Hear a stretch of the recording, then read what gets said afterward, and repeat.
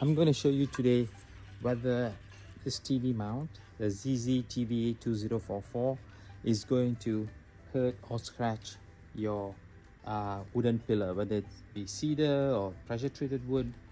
So how this is made is it has a padding here, a rubber pad, so you will have a protection on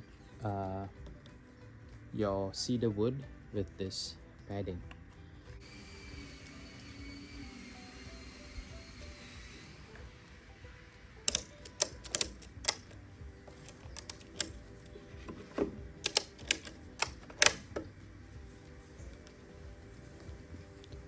So when this is strapped on, you have a padding so that the metal doesn't touch the wood. So this part is here, and then there is a padding on the top on both sides so that your pillar is not hurt.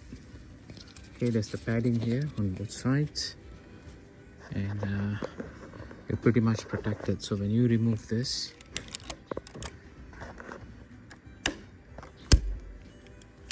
open it, you have minimum